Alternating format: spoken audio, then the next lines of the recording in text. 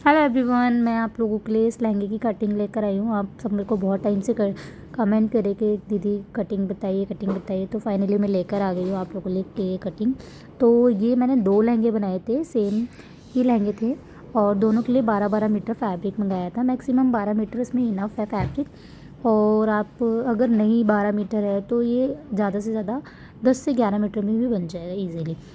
तो पूरा 12 metre fabric ना वेस्ट करके हमने 2 मीटर साइड करने के बाद हमने इसमें 9 मीटर फैब्रिक को फोल्ड करके रख लिया प्रॉपरली से। और फिर हमने इसमें इस तरीके से काउंट किया कि हमारी कितनी कलियां हो रही है। मैंने ये देखी इस तरीके से टोटल सारी कलियां काउंट करी है, तो ये कलियां मेरी 32 कलियां बैठ रही, मतलब एक साइड से 16 थी तो 16 दूनी 32 हो जाती है, एक साइड से 16। अब आप देखना इस तरीके से होनी चाहिए, वो इधर से आप पूरी नहीं काउंट करोगे, ऐसे फोल्डेड साइड काउंट करना कि कितनी आ रही है।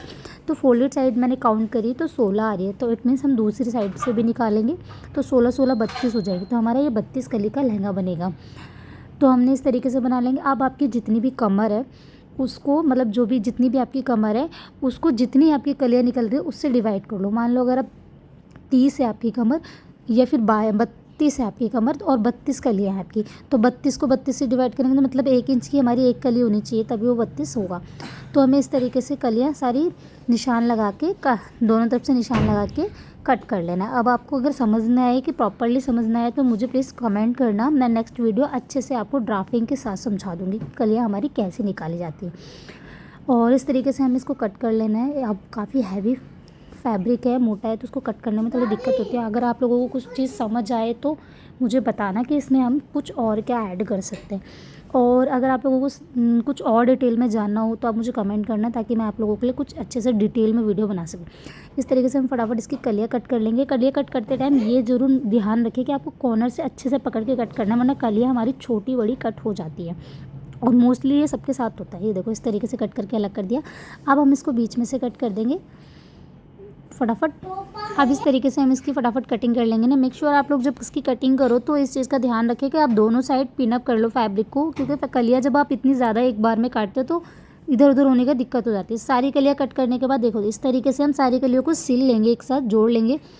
और जोड़ना तो आप सबको आते होगा, मशीन से फटाफट फटाफट हम सारी कलियों को जोड़ लेंगे। इसके अंदर हमें एक सर्कल लगाना है। उस सर्कल की कटिंग हम कैसे करेंगे, सबसे पहले 6 मीटर फैब्रिक लेंगे। 6 मीटर फैब्रिक है, वो भी टाफ्टा फैब्रिक है। इस तरीके से हम इसको बिछा लेंगे चारों को 2 फोल्ड करके। 2 फोल्ड करने के बाद हमें इस फैब्रिक को बिछा लेना है। फिर उसके बाद जितनी भी आपकी लहंगे की वेस्ट है, मतलब 32 की, तो आपको क्या करना है कि इसमें मेरी चौकी गायब हो जाती है। आपकी चौक गायब होती है क्या? इस तरीके से चौक ले लिया मैंने। हाँ, अब देखिए हमें क्या करना है, सबसे पहले हमारी जितनी भी वेस्ट थी उसका 4th पार्ट लगाएंगे यहाँ पे। मान लीजिए हमारी वेस्ट 32 थी तो हमें उसका 4th पार्ट लगाना है 8। इस तरीके से 8 पे निशान लगाने के बाद हमें मेज़र करना है कि ये कितना आ रहा है। जितना आ रहा है उतना उतना करके हमें इस तरीके से एक सर्कल ड्रॉ कर लेना है। इस तरीके से मेरा 7.5 आ रहा है तो 7.5 कर करके मैंने इस तरीके से ये एक सर्कल ड्रॉ कर लिया। अब आप जो भी सर्कल ड्रॉ कर रहे हैं, आप लोग बोलते हो कि मतलब आप लोगों के साथ भी होता होगा कि कई बार सर्कल कट करने के बाद कमर बहुत ज़्यादा हो जाती है, मतलब वेस्ट लाइन बहुत ज़्यादा ही हो जाती है कट करने के बाद सर्कल। वो इसलिए क्योंकि आप जब स्ट्रेट में कट कर रहे हो उसके बाद जब कटिंग होने के बाद वो बढ़ जाता है, तो आप उससे 1 इंच ऊपर ही कट करें हमेशा। अब आपको जितनी भी आपकी लहंगे की लेंथ है, आपको इस तरीके से लेंथ नाप लेनी है कि आपकी लहंगे की कितनी लेंथ है। जितनी भी लेंथ आपकी लहंगे की आ रही है उससे आपको 1 इंच कम ही निशान लगाना है, क्योंकि कभी भी टाफ्टा ना लटकता तो नहीं है बट बाहर बाहर निकल के लटके ना, इसलिए हमें 1 इंच कम ही लेके चलना है। अब उसके बाद हमने निशान लगा दिया जितनी भी हमारी लेंथ थी।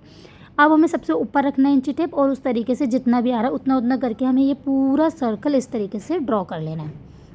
ये देखो सर्कल ना इक्वली ड्रॉ करना, कहीं भी छोटा बड़ा या ऊपर नीचे नहीं होना चाहिए। मेज़रमेंट के साथ बनाओगे ना तो कभी भी आपका सर्कल लटकेगा नहीं।